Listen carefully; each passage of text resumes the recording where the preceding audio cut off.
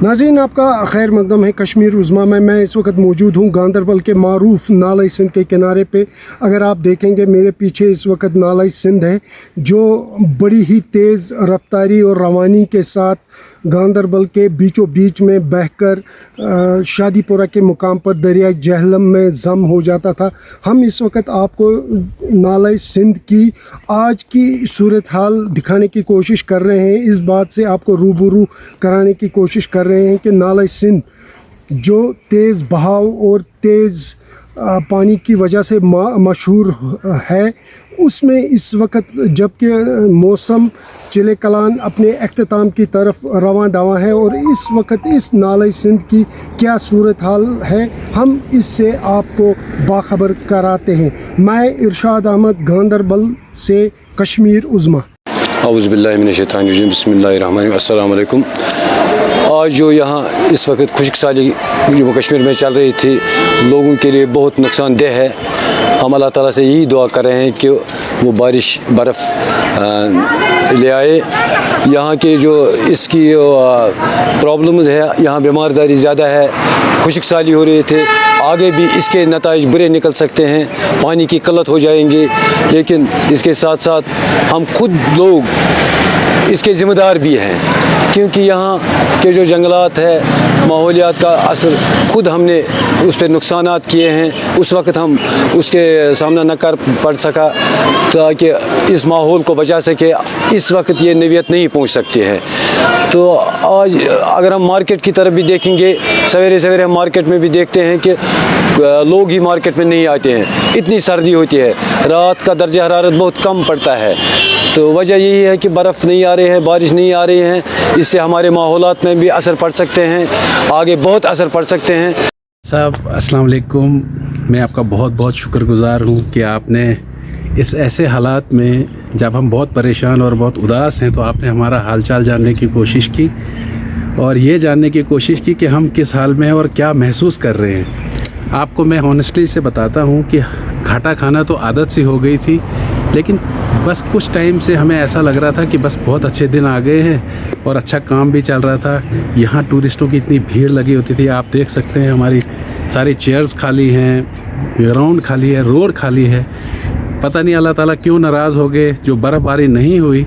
हम बर्फ़बारी का इंतज़ार करते करते थक गए, लेकिन हमारे गुनाह हमारे सामने आए। ये बर्फ़ नहीं पड़ रही है, जिसकी वजह से हमें आज रोज़ी रोटी कमाने में बड़ी दिक्कत हो रही है और बहुत लॉस हो रहा है। लेकिन हमारी इस बात को कोई समझने को तैयार नहीं है कि कौन किस हालात में है। हम एक बहुत छोटा सा ढाबा चलाते हैं, लेकिन इसके पीछे बहुत लोगों के घर चलते हैं। आपको मैं बताऊं कि मैं तब आपको यहाँ आमंत्रित करने के लिए तैयार हूँ जब मेरे पास कुछ है, और मेरे पास कुछ होने के लिए मुझे टूरिस्टों की ज़रूरत होती है, अपने लोकल टूरिस्टों की ज़रूरत होती है। आज तो हमारे लोकल टूरिस्ट भी पता नहीं ना जाने कहाँ खो गए हैं। चिले कलान तो मुझे पता ही नहीं चला कि चिले कलान है भी यहाँ कि नहीं है। ये फर्स्ट टाइम ऐसा हुआ है। अब जो हमारे वर्कर हैं वो भी परेशान हैं, हम भी परेशान हैं। अब गवर्नमेंट से, आप लोगों की वसालत से हम ये चाहते हैं कि आप हमारी आवाज़ गवर्नमेंट तक पहुँचाइए, कुछ नई स्कीमें लॉन्च करें हमारे छोटे छोटे ढाबा वालों के लिए। हमारा मत सोचिए, हमारे पीछे जो क्रू होता है, वो जो लोग होते हैं, जो काम करने वाले होते हैं, उनकी बहुत सारी उम्मीदें होती हैं। वो एक उम्मीद लेके यहाँ कश्मीर आते हैं। तो कोई ना कोई स्कीम हमारे लिए बनाइए, और आप भी अल्लाह से दुआ करें कि बस बर्फ़ जल्दी से जल्दी पड़े और टूरिस्टों की भरमार फिर से शुरू हो जाए। Thank you so much sir. क्योंकि they have a important role to play. हमने देखा पिछले 30 साल में हम सैटेलाइट डाटा देते हैं। मैं अपने कश्मीर की बात कर रहा हूँ। Deforestation, rate of deforestation has increase over the period of time. 40 साल पहले अगर हम फॉरेस्ट को देखें, आज हम 40 साल बाद देखें, आज की सैटेलाइट इमेजेस को देखें, तो हम देखिए फॉरेस्ट कवर बहुत डिप्लीट हुआ है। हमने वो फॉरेस्ट कवर जो था वो टेम्परेचर और प्रेसिपिटेशन रेजिम को इन्फ्लुएंस करने में उसका भी अपना एक रोल है। वो फॉरेस्ट कवर कार्बन सिंक्स और हीट सिंक्स के तौर पे काम करता है, वो ट्रैप करता है उस हीट को।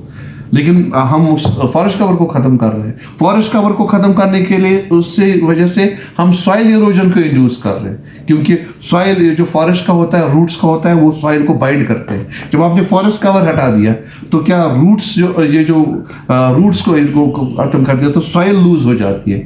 जब रेनफॉल होती है या प्रेसिपिटेशन, वो उस रेन ड्रॉप लॉस की वजह से वो सॉइल जो है वो इरोड हो जाती है. जब वो इरोड हो जाती है वो सॉइल, तो वो सेडिमेंट के तौर पे कहाँ जाती है? वाटर बॉडीज में जाती है. जब वो वाटर बॉडीज में जाती है तो आपकी जो वाटर बॉडीज की डेप्थ है, सिल्टेशन हो जाती है. सिल्टेशन से आपकी वाटर बॉडीज की डेप्थ कम हो जाती है. तो जब डेप्थ कम हो जाती है तो वाटर एब्जॉर्बिंग कैपेसिटी आपकी वाटर बॉडीज की कम हो जाती है, तो फ्लड्स एक्सपीरियंस होते हैं. जी, ठीक है. सो इट इज ये एक प्रोसेस है, ये कि जो एक दूसरे के साथ जुड़ी हुई प्रोसेसेस है.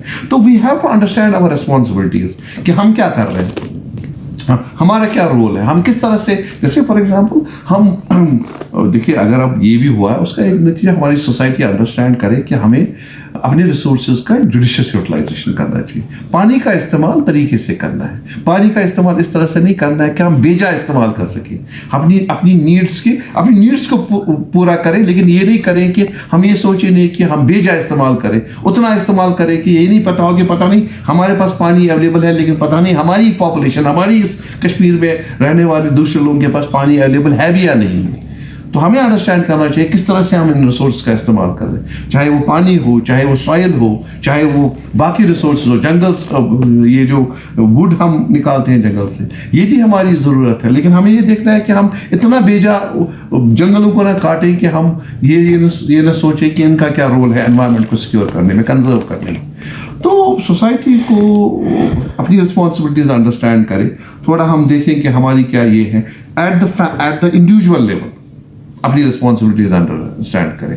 एट द फैमिली लेवल अपनी ये अंडरस्टैंड करें. At the community level, at the society level हम अपनी अंडरस्टैंड करें रिस्पॉन्सिबिलिटीज, और शुरू करें अपने आप से, अपनी फैमिली से.